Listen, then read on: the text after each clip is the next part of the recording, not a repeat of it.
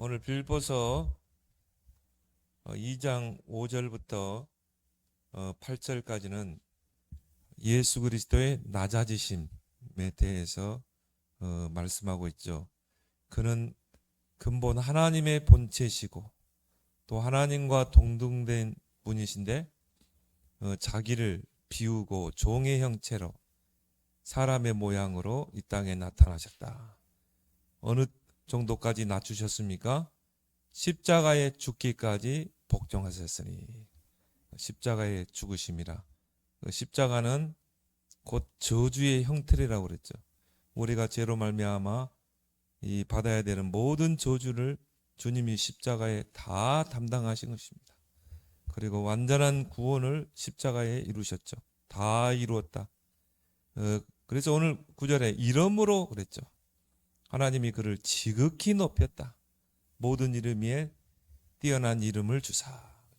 하늘에 있는 자, 땅에 있는 자, 땅 아래에 있는 모든 자들로 무릎을 예수 이름 앞에 꿇게 하셨다. 근데 중요한 게 이제 5절입니다. 너희 안에 이 마음을 품으라 그랬거든요. 그렇다면 우리도 똑같습니다. 우리 자신이 정말 이 복음 가지고 나를 십자가에 못 박고 낮아지고 이 주님이 사람의 모양으로 오셨다는 걸 뭘 말합니까? 바로 섬기는 자로 오셨다 이 말이죠. 그래서 여러분들이 정말 복음으로 낮아지고 섬기는 자, 복음으로 내가 모든 사람을 나는 섬기겠다. 어떤 사람도 나는 복음으로 섬기겠다. 이런 중심을 가지고 여러분이 삶을 살면 오늘 9절의 말씀처럼 하나님이 여러분을 지극히 높일 줄 믿습니다. 그 마음을 품으라는 것입니다. 그래서 이번 주간이 또 고난주간 아닙니까? 고난주간을 통해 예수님의 낮아지심, 또 다음 돌아오는 주일은 부활절, 그리스도의 높아지심, 그렇죠. 그 마음을 우리가 품으라는 것입니다. 그래서 오늘은 이 15가 그리스도의 높아지심, 하나님께서 높이신 것입니다. 여러분도 마찬가지예요. 여러분이 정말 복음을 가지고 낮은 자의 자세로 가게 되면 하나님이 여러분을 높이시는 거죠. 그래서 23문에 서여름문답 23문 그리스도의 높아지심은 어떠합니까? 하나님께서 높이셨잖아요. 거기에 대한 답은 자, 그리스도의 높아지심은 사흘 만에 죽은 자 가운데서 다시 살아나신 것과 바로 부활이죠. 다시 살아나신 것과 약속대로 다시 살아나셨다. 그리고 하늘로 올라가신 것과 승천, 그리고 하나님 아버지 우편에 앉아 계신 것과 그 뭡니까? 보좌에 앉으시고 마지막 날에 세상을 심판하러 오시는 것입니다. 바로 재림주로 오실 때는 심판의 주로 오시는 것이죠. 바로 이게 바로 예수님의 높아지신 네 가지입니다. 그래서 자, 그리스도의 높아지심에 네 단계가 있습니다. 첫 번째가 뭡니까? 바로 부활이죠. 다시 살아나신 것이죠. 근데 이거는 이미 약속된 것이거든요. 그래서 고린도전서 15장 4절에 성경대로 그렇죠. 성경의 약속대로 죽으시고 성경대로 살아나셨느니라. 이미 약속된 것이었다 이 말이에요. 다시 살아나실 것을 성경에 약속하셨고 예수님께서도 내가 3일 만에 부활할 것이다. 너희와 갈릴리에서 만날 것이다. 예수님도 제자들에게 말씀하셨거든요. 이 부활은 어떤 부활입니까? 승리의 부활이라고 그랬죠. 모든 죄와 사망, 지옥 권세를 깨뜨린 승리의 부활이다. 고린도전서 15장 20절에 예수님이 부활하심으로 부활의 첫 열매가 되셨다. 첫 열매가 맺히면 어떻게 됩니까? 계속해서 열매가 맺히게 되죠. 그래서 우리에게 부활의 산 소망을 주신 것입니다. 만약 예수 그리스도의 부활이 없었다면 우리의 부활도 있을 수가 없는 것이죠. 예수 그리스도께서 부활하셨기 때문에 우리도 똑같이 부활하는 것입니다. 그래서 부활의 산 소망이 되십니다. 그 부활하신 주님이 사도행전 1장 3절에 감람산의 제자를 불러 모아놓으시고 부르시고 40일 동안 뭐 했습니까? 절대 미션을 주셨죠. 곧 하나님 나라의 일에 대해서 집중적으로 예수님이 이 말씀을 주신 것입니다. 그래서 예수님이 부활하시고 승천하시기까지 40일이거든요. 이 40일 기간, 그렇죠? 그러면 너무 중요한 기간이잖아요. 그때 예수님이 뭐 농담하고 그랬겠습니까? 아니죠. 감람산으로 제자를 불렀다는 것은 이제 마지막 예수님이 승천하기 직전에 중요한 메시지를 전달해야 되잖아요. 이때 예수님이 하나님의 나라에 대해서 이야기한 것입니다. 하나님의 나라는 뭔가? 또 너희들의 미션이 뭔가? 이 땅에서 하나님 나라의 배경을 누리고 이 땅에 하나님의 나라를 이루는 것. 그럼 우리가 반대로 생각해 보면 분명히 사단의 나라가 있다 이 말이죠. 그 개인과 가정과 한 나라, 한 지역, 거기에 사단의 통치하는 나라가 있는 것입니다. 나라라는 개념은 다른 게 아니라 통치라는 개념인 것입니다. 그렇죠? 우리가 대한민국이라는 그 나라가 있다면 거기는 통치자가 있잖아요. 대통령, 옛날에는 왕. 그거는 한 나라가 있다는 거, 거기는 통치자가 있다는 거죠. 그러면 이 땅에 이런 사탄의 나라가 있는 것입니다. 거기는 누가 있어요? 사단. 이 사단이 임금 행세를 하잖아요. 그래서 요한복음 16장에도 보면 세상 임금 그랬죠. 세상 신. 그 말은 뭡니까? 눈에 보이지 않게 사단이 흑암으로 세상을 통치하고 있는 것입니다. 그게 정치, 문화, 종교, 경제, 눈에 보이지 않는 흑암의 통치가 있는 것입니다. 그래서 제자들에게 절대 미션을 주셨죠. 너희들의 미션은 뭐냐? 이 땅에 하나님의 나라를 이루는 것. 이 그리스도의 복음을 가지고 하나님의 나라를 이루는 것. 그게 바로 제자들에게 주신 절대 미션이지만 저와 여러분들에게 주신 절대 미션인 줄 믿습니다. 그럼 내가 있는 현장에서 내가 어떻게 사탄의 나라를 무너뜨리고 하나님의 나라를 이룰 것인가? 우리 랩런트들이 가는 현장에 어떻게 하면 하나님의 나라를 이룰 것인가? 그게 전도 선교 랩런트 운동 아닙니까? 그렇다면 이제 여기에 모든 방향을 맞추는 것이죠. 제자들이요, 이스라엘 나라를 회복하심이 언제입니까? 그러니까 이 하나님 나라의 개념을 모르는 것이죠. 그러니까 예수님이 하나님 나라에 대해서 40일 집중하니까는 이스라엘 나라를 회복하심이 언제입니까? 예수님 뭐라고 그러세요? 그거는 너희 알 바 아니야. 중요한 거는 하나님의 나라. 그래서 오직 성령이 너희에게만 하면 권능받고 땅까지 증인되리라. 그래서 우리의 모든 방향 뭐가 돼요? 오직 그리스도, 하나님 나라, 오직 성령.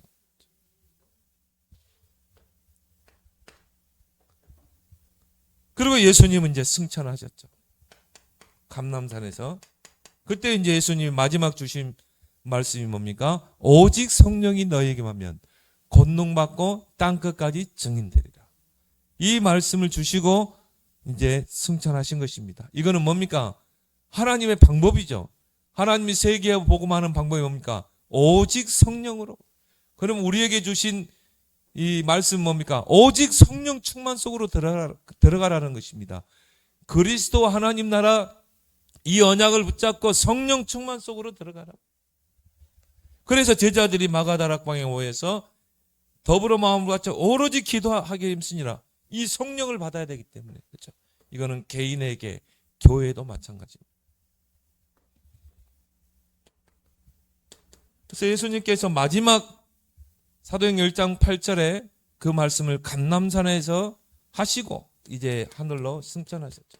그래서 사도행전 1장 9절 11절에 제자들이 보는 앞에서 이제 하늘로 올려가셨죠. 그래서 너희 가운데서 하늘로 올려주신 그 예수는 하늘로 가심을 본 그대로 오시리라. 천사가 예수님이 하늘로 승천하니까 제자들이 그걸 보고 있었다 이 말이에요. 그때 이제 흰옷 입은 천사들이 너희 가운데서 하늘로 올리신 예수는 하늘로 가심을 본 그대로 오시리라. 뭘 말합니까? 재림주로 오신다는 거죠. 이 복음이 모든 민족에 증거된 후에, 땅끝까지 증거된 후에 예수님이 재림주로 오신다는 거죠. 너희가 본 그대로, 너희가 본 그대로 다시 오시리라. 그러면 그 주님이 다시 오실 때까지 뭐 하라고요? 이 복음을 전하라는 것입니다. 세계 복음. 이제 우리가 성취해야 될 언약이죠. 이미 그리스도에 대한 성육신, 십자가, 부활, 승천은 이미 그리스도의 언약 네 가지는 성취가 됐어요. 그럼 이제 성취될 언약이 뭡니까? 세계 복음화, 재림주. 그리고 우리의 모든 방향, 교회의 모든 방향이 뭐가 돼야 돼요? 주님이 재림주로 올 때까지 세계 복음화의 방향을 맞춰야 되는 것입니다. 우리가 주님 앞에 갈 때까지 세계 복음화의 방향을 맞춰야 되는 것입니다.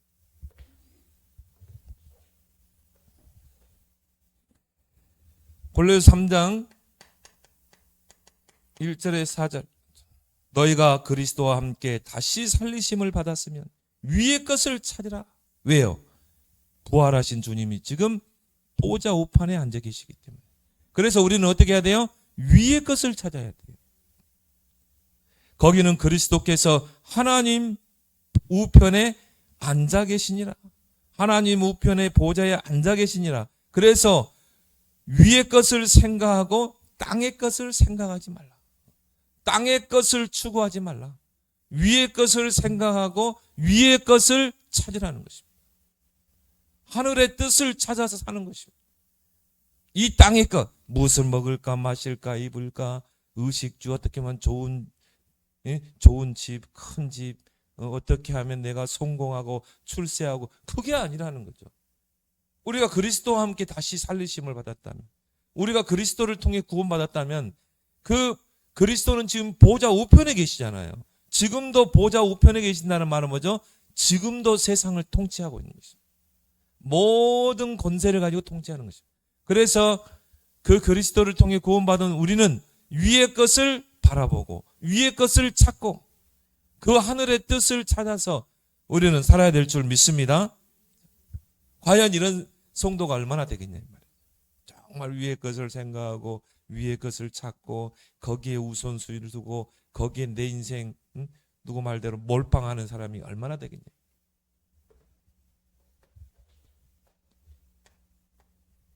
그래서 위의 것.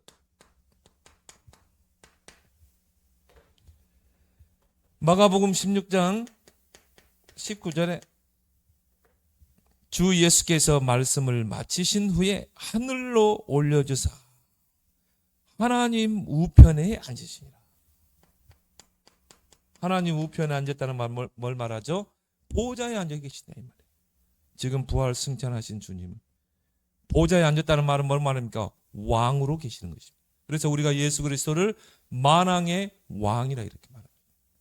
지금도 예수 그리스도는 우주 만물을 통치하고 계세요. 그 위엄과 권세를 가지고 지금도 예수 그리스도는 이 모든 사람들을 통치하고 계시는 것입니다.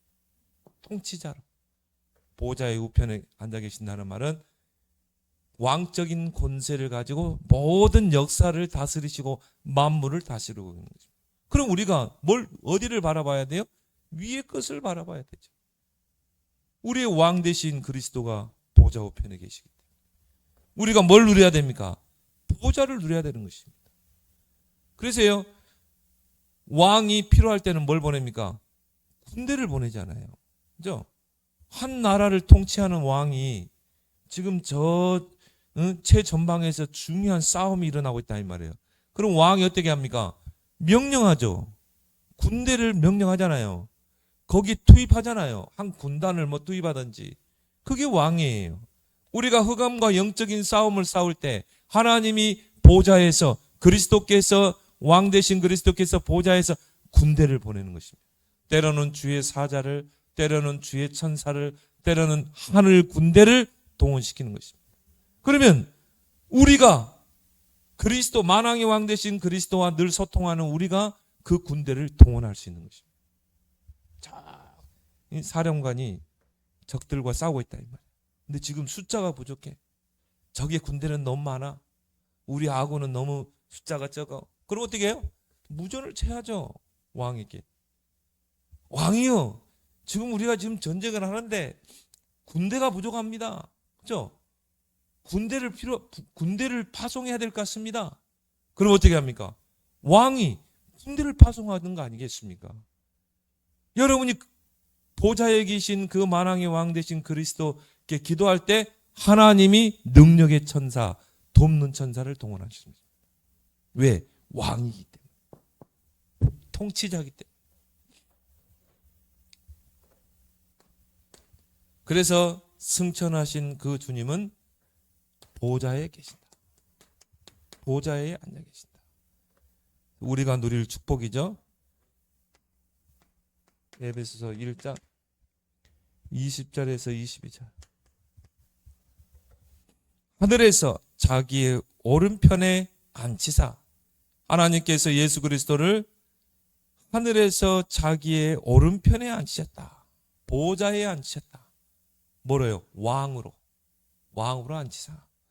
모든 통치. 왕은 어떤 사람입니까? 통치자잖아요. 모든 통치, 권세,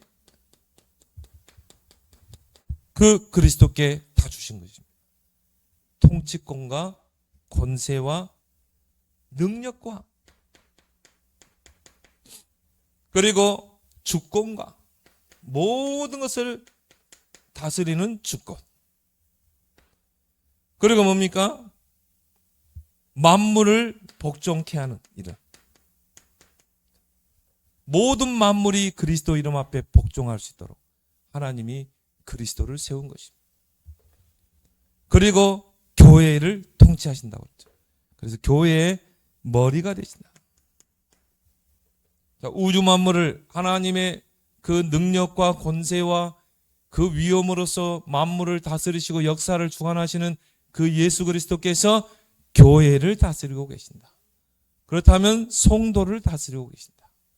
여러분은 그 그리스도의 다스림을 받는 자인 줄 믿습니다. 그렇죠? 얼마나 큰 축복입니까? 누구의 다스림을 받느냐에 따라서 그 사람의 신분과 지위와 위치가 달라집니다. 우리는 그리스도께서 다스리는 그 백성인 것입니다. 그래서 여러분에게 보좌를 누릴 수 있는 그 축복이 있는 것입니다. 히스기야가 누렸던 것처럼, 정말 엘리사가 누렸던 것처럼.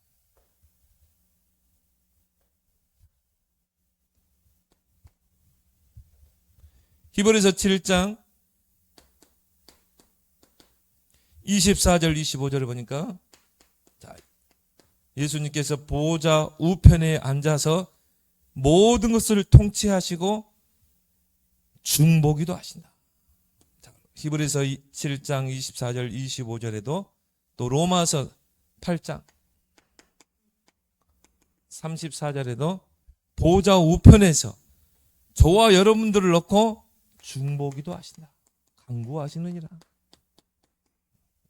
주님이 그리스도께서 여러분을 위해서 중보기도 하고 있다. 그래서 우리가 날마다 하나님 앞에 나아갈 수 있는 것입니다. 그리스도의 중보기도가 없으면요, 우리가 하나님 앞에 나아갈 수가 없어요. 근데 주님은 쉬지 않고 24시 여러분을 놓고 중보기도 하는 것입니다. 얼마나 감사합니까? 그래서 오직 그리스도입니다. 세 번째, 요한복음 14장 2절에 보니까 보좌 우편에 앉아 계신 주님은 우리가 죽어서 갈 그 처소, 거처를 예비하고 계신다. 여러분이 죽으면 어디로 가야 돼요? 천국에 가야 되잖아요. 천국에 가면 우리 집이 있어야 되잖아요. 그 거처를 예비하고 계시는 거예요. 그래서 여러분이요, 우리는 죽음을 다 초월해 버리는 것입니다. 왜? 아버지 집에 우리는 천국에 가서 또 우리가 거처할 곳도 다 하나님이 준비해 놨다. 영원한 고통이 없고 슬픔이 없는 그 하나님의 나라, 그 거처, 그 초소를 지금 주님이 준비하고 계신다. 그래서 여러분이 이 땅을 하직하는 날은 주님이 천국 문에서 여러분을 다 기다리고 계십니다. 천국 문에 입성할 때 예수님이 다 여러분을 맞이하는 것입니다. 그래서 우리는 죽음도 초월한다. 마가복음 16장 19절 20절. 자, 부활하셔서 승천하신 주님이 지금 보호자 우편에서 그 따르는 표적으로 전도자들과 함께 하신다. 그래서 이 복음 들고 정말 산을 넘는 복음 전하는 자들과 보호자의 능력으로 함께 하셔서 그 증거를 주신다 이 말이에요. 표적을 주신다 이 말이에요. 그래서 여러분이 이 보호자의 축복을 기도로 누리는 여러분 되길 바랍니다.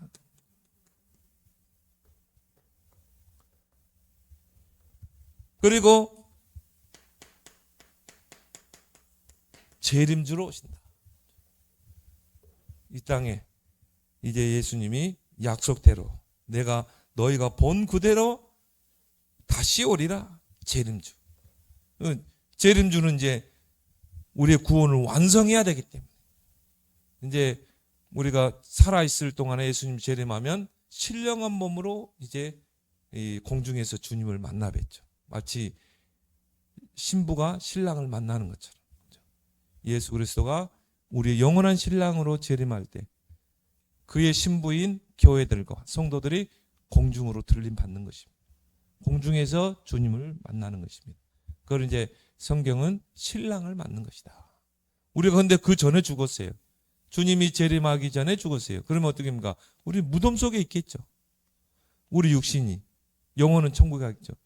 그러면 이제 그 영혼과 육신이 신령한 몸으로 부활해가지고 그 주님을 만나는 것이죠. 재림주. 그때 이제 구원이 완성이 되는 것입니다. 이미 구원은 완성됐어요. 그죠? 이제 완전한 완성은 우리가 부활할 때. 그래서 우리에게는 최고 축복된 날이 그날 아니겠습니까? 신랑 대신 그 그리스도를 공중에서 맞이하는 날. 그리고 주님과 함께 이제 천년왕국으로 입성하는 것입니다. 천국으로. 그런데 그 재림은 또 심판주로. 주님이 재림주로 왔다는 말은 뭐죠? 심판자로 오시는 것입니다. 그래서 우리가 영세전 그리스도, 또 뭡니까? 부활 그리스도, 그죠? 그 다음에 심판주 그리스도 그러잖아요. 재림주로 오신다는 것은 이 세상을 이제 심판하러 오시는 것입니다. 그래서 마태복음 24장 14절에 이 천국 복음이 온 세상에 전파되리니 이제야 끝이 오리라. 온 세상에 전파되리라. 그제야 끝이 오리라. 세상의 끝, 바로 재림주로 오신다 이 말이에요. 그제야 끝이 오리라. 그러면 지금 온 세상에 전파되는데 아직도 복음이 들어가지 않은 나라가 많아요. 그러면 우리가 어떻게 해야 돼요? 주님이 오실 때까지 237 나라 5천 정도에 가서 이 복음을 전해야 되는 것입니다. 그리고 우리는 주님의 재림을 맞이해야 되는 것입니다. 그게 성도의 이 땅의 사명이요, 교회가 존재하는 목적인 것입니다. 이 복음이 온 세상에 증거된 후에 끝이 오리라. 주님이 재림주로 온다. 우리가 붙잡으라는 한 두 가지예요. 세계 복음화, 재림. 주님이 내일 온다. 내일 온다 생각하고 우리는요, 이 복음을 떼야 돼요. 그날과 그 시는요, 아무도 모르고 갑자기 온다고 그랬거든요. 임신한 임산부가 해산의 고통이 예고하고 옵니까? 내일 너 해산할 고통이 올 거야. 아니잖아요. 갑자기 오잖아요. 그렇듯이 주님의 재림도 갑자기 오는 것입니다. 그래서 성경에 보니까 두 사람이 밭을 갈고 있으며 한 사람은 들림받고 한 사람은 그대로 있고, 두 여인네가 빨래를 하고 있는데 한 여자는 들림받고 한 사람은 그대로 있고. 갑자기. 그래서 우리는 어떻게 해요? 늘 깨어 있어야 돼요. 그리고 주님이 오늘 오신다. 마라나타. 주님이 오늘 오신다는 그 마음가짐으로 어떻게 돼요? 깨어 있어서. 정말 내가 주님이 만약 내일 오신다 그러면 어떻게 하겠어요? 여러분이 지금처럼 그렇게 살겠습니까? 주님이 여러분에 나타나셔서 5일이래 올 거다. 재림주로. 그러면 이렇게 살겠습니까? 아니죠. 진짜 깨어서 기도하고 진짜 전도하고 하겠죠. 그런 마음을 가지고 우리가 신앙생활을 해야 된다. 데살로니가전서 5장 1절에서 8절. 주의 날이 밤에 도둑과 같이 올 것이다. 도둑이 예고하고 옵니까? 안 그렇잖아요. 몰래 다 잠잘 때 오잖아요. 주님의 재림이 이렇게 오는 것입니다. 밤에 도둑같이 올 거다. 평안하다, 안전하다 할 그때 임신한 여자에게 해산의 고통이 갑자기 임하는 것 같이 예수님이 이 땅에 재림주로 오는 것입니다. 근데요, 중요한 건 뭡니까? 너희는 어둠에 있지 아니하며, 우리는 빛의 자녀죠. 어둠에 있지 아니하며 그날이 도둑같이 임하지 못하리니. 하나님이 징조를 주신다는 거예요. 주님이 오시는 그 징조를 주실 것이다. 오직 깨어 정신을 차릴지라. 너희는 낮에 속하였으니 정신을 차리고 구원의 소망의 투구를 쓰자. 그래서 예수님께서는 마태복음 24장에 이 말세 때 징조를 이야기했잖아요. 말세 때가 되면은 처체의 기근이 일어나고 지진이 일어나고 그리고 재난이 일어나고 전쟁이 나라가 나라를 치고 전쟁이 일어나고 그리고 거짓 선지자들이 일어나고 불법이 성행하고 많은 사람들을 미혹하고. 여러분, 그런 주님이 하신 말세 때 주님이 이제 곧 문 밖에 이르렀을 때 현상을 쭉 이야기했거든요. 우리는 말씀을 줬잖아요. 그걸 보면서 지금 시대를 비교해 보는 것이죠. 똑같이잖아요. 거짓 선지자, 불법이 성행하잖아요. 지금 거짓 정보가 얼마나 많습니까? 불법을 행하는 사람들이 더 흥하고, 그리고 많은 사람들을 미혹하고, 거짓 선지자, 이단들이 일어나고, 막 전쟁과 난리의 소문이 나고, 처처의 기근과 지진, 막 재난이 시작되고, 그죠? 저 우리 주변의 현상 아닌가요? 그래서 너희는 깨어서 정신을 차리라. 낮에 속하였으면 정신을 차리고 구원의 소망의 투구를 쓰라. 왜 투구를 써야 돼요? 영적 싸움을 해야 되겠다. 우리 예수 렘넌트 전혀 그랬지만요. 군대 가면 5분 대기조가 있어요. 5분 대기조는 군복을 입은 채로 완전 무장한 채로 잡니다. 그래서 비상이 걸리면요 5분 안에 튀어나가야 돼요. 언제 옷 입고 갑니까? 그러니까 완전 무장하고 그 다음에 실탄까지 다 지급받고 투구 쓰고 총 딱 들고 자요. 그러다 비상 걸리면요 5분 안에 튀어가서 그 군용차로 들어가는 것입니다.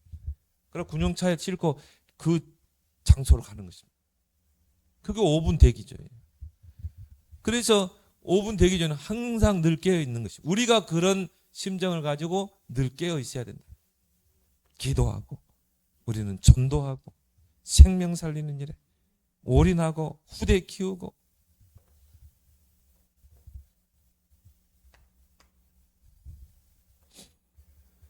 로마서 14장 10절에서 12절에 보니까 우리가 다 하나님의 심판대 앞에 서리라. 우리가 주님이 재림주로 올 때는 다 심판대 앞에 서리라. 우리 각 사람이 자기 일을 하나님께 다 직고하리라. 우리가 지금까지 살아온 모든 걸요 다 하나님 앞에 다 이야기하게 되는 것입니다. 그래서 선악간의 심판을 받게 되죠. 사도행전 17장 31절에 천하를 공의로 심판하신다.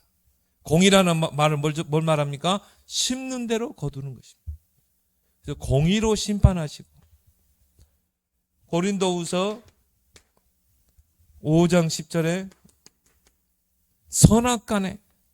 선악간에 반드시 심판하신다. 우리가 다 반드시 그리스도의 심판대 앞에 나타나게 됩니다. 이제 주님이 재림주로 오면 우리는 다 그 심판대 앞에 서는 것입니다. 신자건 불신자건 다 서게 돼 있어요. 거기에서 각각 선악간의 심판을 받게 될 것이다. 마치 판사 앞에 재판석에 딱 우리가 가는 것처럼, 재판장. 그 전에 이야기했죠. 그렇지만 우리의 변호인이 계신다. 예수 그리스도. 그래서 주님이 우리를 변호해 주시는 것입니다. 여기서 이제 천국과 지옥으로 확 갈리게 되는 것입니다. 그렇다면 자, 우리는 깨어있는 신앙이 돼야 된다. 왜요? 자, 예수 그리스도에 대한 언약이 지금 어디까지 성취됐어요? 승천하셔서 지금 보좌에 계시잖아요. 여기까지 성취됐다 이 말이에요. 마지막 성취될 언약은 딱 두 가지밖에 없어요. 세계 복음화와 재림주. 이것만 성취된 것입니다. 역사의 지금 흐름 속에서, 시간의 흐름 속에서 2000년 전에 주님이 십자가에 이 땅에 오시고 십자가에 못 박으셨고 부활 승천하셨고 지금 보좌에게 지금 이제 그래서 우리가 이 지금 시대를 은혜의 시대라고 말하는 것입니다. 이 복음을 가지고 모든 사람에게 복음을 전해서 이제 이 구원시키는 은혜의 시대 속에 저와 여러분들을 세계 복음화의 이 대열 속에 서게 한 것입니다. 얼마나 감사합니까? 여러분이 지금 이 세계 복음화의 대열 속에 섰다는 건 뭘 말해요? 여러분이 하나님의 언약 속에 들어와 있는 것입니다. 기존 교인들이 전도 관심 없습니다. 세계 복음화 관심이 없습니다. 근데 우리는 오직 그리스도, 오직 세계 복음화 아닙니까? 이것 때문에 우리를 불러 모았잖아요. 그렇다고 우리가 하나님의 그 언약 속에 우리 들어와 있는 것입니다. 그래서 저와 여러분들은 언약 백성이라 말하는 것입니다. 왜? 이 언약 속에 우리가 들어와 있다니까요. 세계 복음화. 주님이 재림하실 그날까지 우리는 이 복음 붙잡고 전도하고 선교하고 후대 키우는 것입니다. 왜 후대를 키워야 돼요? 우리가 죽고 난 후에 우리 후대들이 언약의 바톤을 이어받아서 세계 복음화 해야 되거든요. 왜 요셉 이후에 이스라엘이 노예가 됐습니까? 렘넌트를 키우지 못했어. 후대에게 언약을 전달을 못했어. 그래서 우리는 렘넌트의 운동의 모든 것을 올인하는 것입니다. 왜 우리는 깨어 있어야 되는가? 그렇죠. 깨어서 정신을 차리고, 그렇죠. 너희는 정신을 차리라. 깨어서 정신을 차리라. 왜 우리는 깨어 있는 신앙이 돼야 됩니까? 주님이 재림주로 오신다고 그랬거든요. 재림의 징조를 예수님께서 말씀하셨죠.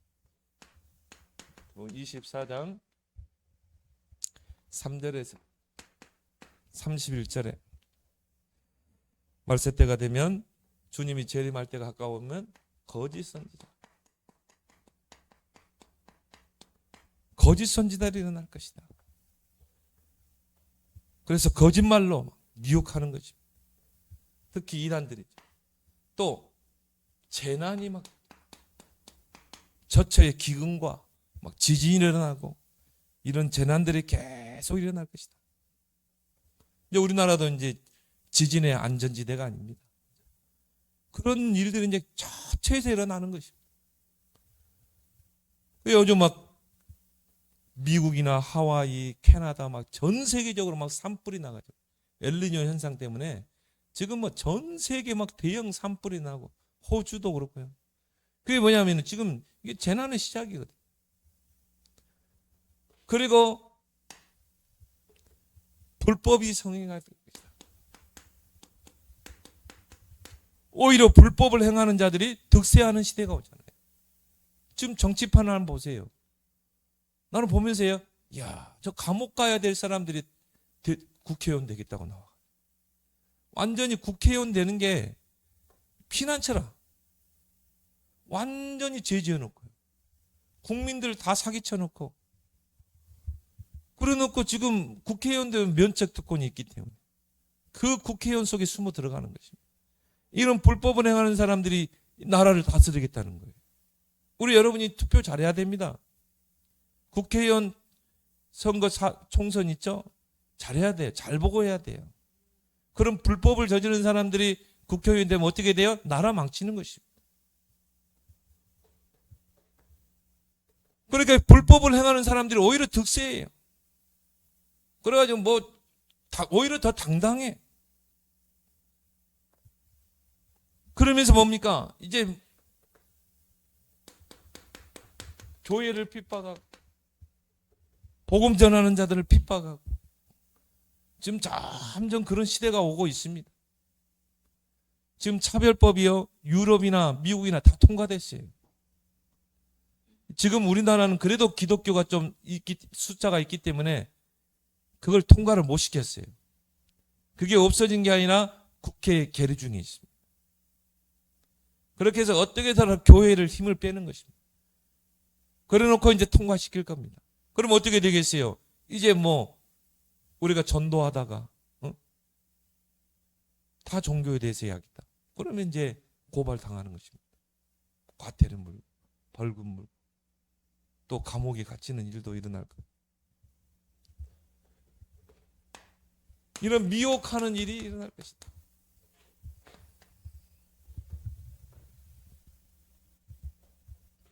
마태복음 24장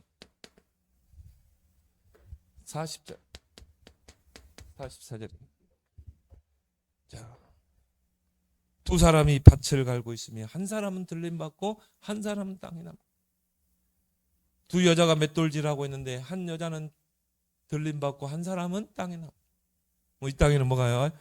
하나님의 이 재앙이 임하는 거죠. 하나님의 멸망의 그런 이 바람이 불게 되죠. 그래서 말세 현상이 뭡니까? 주님의 재림이 가까웠을 때 현상이 알곡과 쭉정이가 선명하게 구분되게 돼 있어요. 선명하게. 교회도 알곡과 쭉정이, 성도들도 알곡과 쭉정이로 확 갈려지게 돼 있어요. 저는 그 시점이 코로나라고 보거든요. 코로나 이후로요, 완전히 교회에서 빠져나갔어요. 많이 빠져나가고요, 신천지로 많이 가고. 근데 교회 권사 장로들이 갔거든요. 이상할 것도 없어요. 원래 쭉정이었어요. 아니, 목사님, 어떻게 장로가 저 이단 신천지에 갈 수 있습니까? 원래 구원 못 받고 장로 될 수 있어요. 구원 못 받고 목사 될 수 있어요. 그 사람들이 지금 뭐 하고 있습니까? 완전히 하나님의 말씀 진리를 완전 변곡해 버리잖아요. 어느 신학교 교수가요, 교회 밖에도 구원이 있다라고 외쳤다니까요. 그런 교단 차원에서 그 교수를 자르려고 하니까 그 학교 신학생들이 들고 일어났어요. 그 교수 자르면 안 된다. 우리 한국에 두 손가락 드는 그런 교단입니다. 그런 신학교입니다. 이제 알곡과 쭉정이로 확 갈라지게 되는 겁니다. 그 추수 때가 되면 그러잖아요. 추수 때가 되면 알곡과 쭉정이로 확 갈라지게 돼 있는 것입니다. 그래서 알곡은 모아서 창고에 들이고 쭉정이는 불쏘시개로 태우는 것입니다. 그래서 이제 예수님께서 마태복음 25장에서 이 몇 가지 비유를 이야기했죠. 열처녀 비유.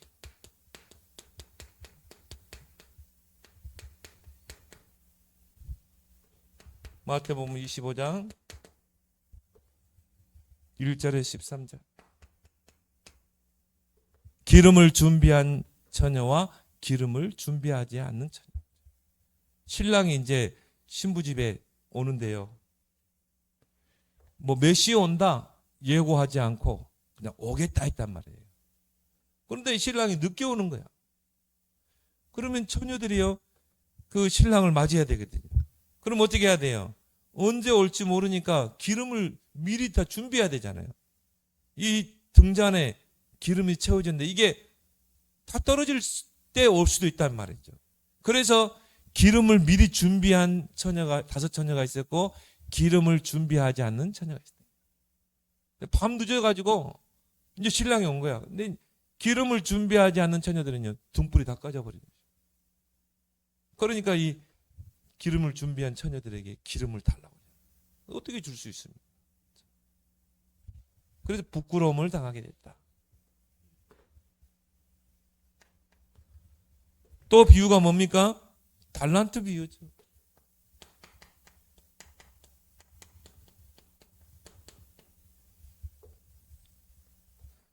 마태복음 25장.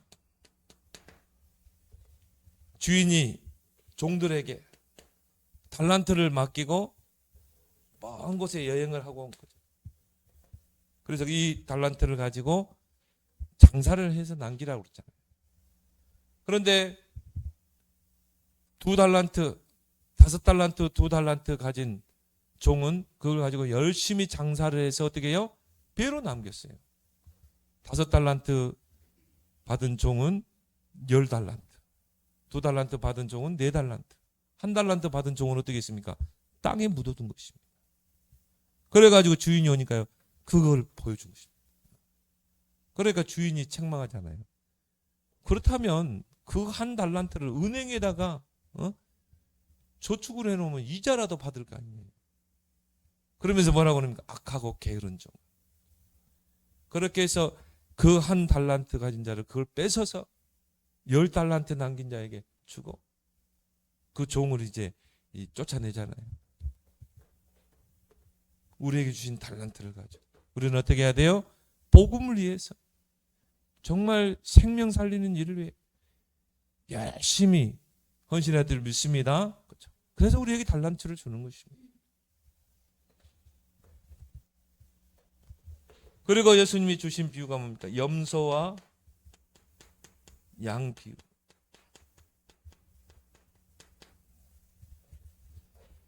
마태복음 25장 31절에서 46절. 염소들을 책망했거든요.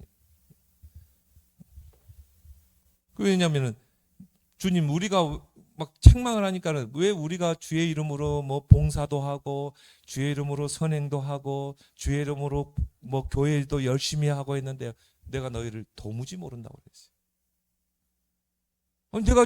내가 교회를 위해서 열심히 헌신하고 했는데 왜 주님은 모른다고 그랬어요? 저 어린 소자에게 하지 않은 게 나에게 하지 않은 거예요. 그럼 뭡니까? 결국은 종교 생활한 것입니다. 그 염소를 바깥 얻었는데 쫓아내라고 그랬어요.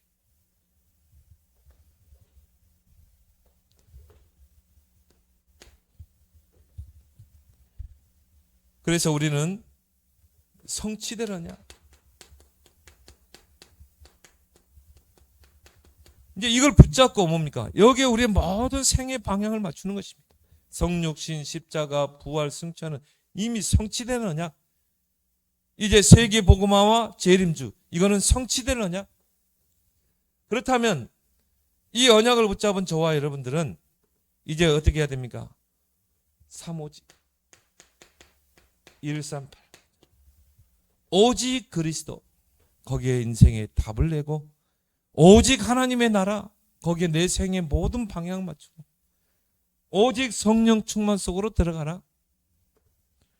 그리고 3언약, 갈보리산 다 이루었다. 이미 주님이 십자가에서 여러분의 인생의 모든 문제를 다 끝낸 줄 믿습니다. 근데 아직도 갈보리산에 있어요. 주님, 아직 저는 내 문제 해결 안 됐는데요. 남편 문제 해결 안 되고 경제 문제 해결 안 되고 질병 문제 해결 안 됐는데 빨리 감람산으로 가야 되는데 갈보리산에서 이미 끝내고 내 인생의 모든 문제를 그리스도 안에서 끝내고 우리는 감람산으로 올라가야 돼요. 거기서 뭐 해야 됩니까? 오직 하나님 나라, 그 절대 미션을 붙잡고 우리는 어떻게 해야 합니까? 절대 망대를 만들어라. 내가 만들어야 될 절대 망대가 뭘까? 찾는 것입니다. 그리고 우리는 어디로 가야 돼요? 마가다락방으로. 그래서 어떻게 해요? 더불어 마음을 같이 오로지 기도에 힘쓰니라. 그러니까 오순절에 불과 바람 같은 성령의 역사가 일어나죠. 그걸 가지고 우리는 어떻게 한다? 영원한 작품. 영원한 작품을 남기자. 망대. 절대 망대를 세우자. 내 안에 사단이 만들어 놓은 모든 흑암의 망대를 무너뜨리고 하나님의 절대 망대를 만들어라. 이게 다윗이 위대한 왕이라고 우리가 부를 수밖에 없는 게요. 다윗은 왕이 돼서 일총군대 망대를 세웠어요. 그래서 어떻게 하면 나라를 튼튼하게 세웠습니다. 그리고 뭡니까? 언약 성전의 망대를 세운 것이죠.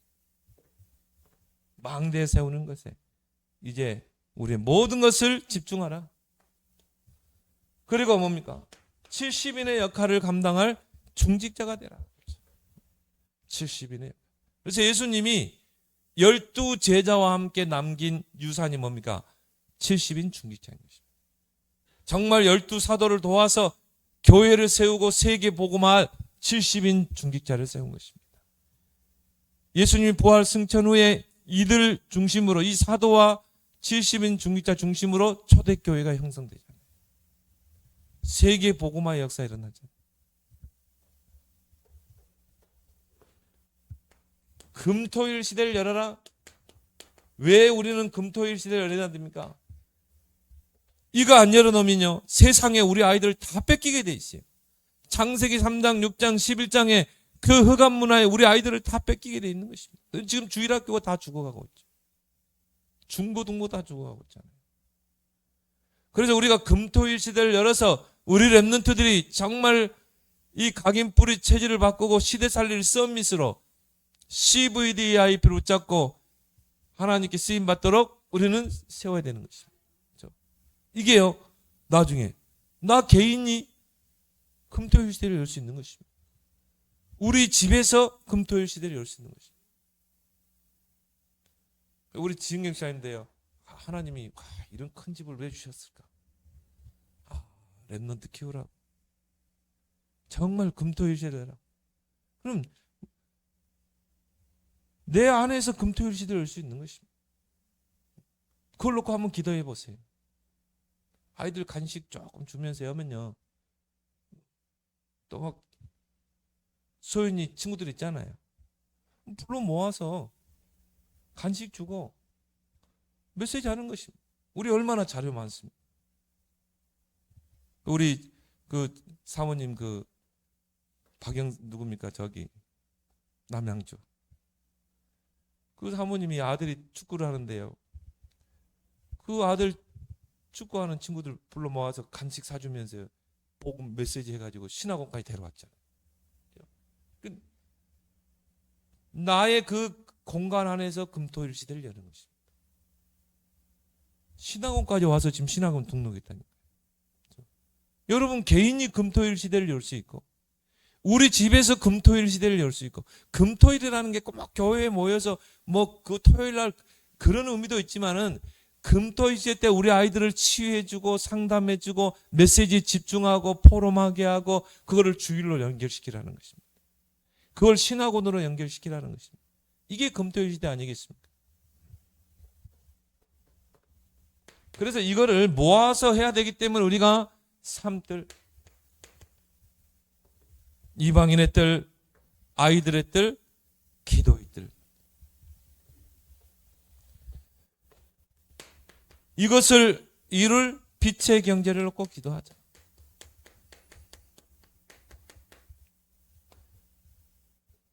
나는 그렇게 봐요. 하나님 유목사님을 통해서 이제 마지막 언약 두 가지, 세계 복음화와 이제 재림주. 이 두 언약을 이룰 메시지를 시대적인 메시지를 좋다고 봅니다. 이거는 우리 모든 교회들과 성도들이 붙잡고 기도해야 될 것. 그래서 우리가 영원한 작품을 남기고 여러분이 이제 하나님 나라 가는 여러분 되길 바랍니다.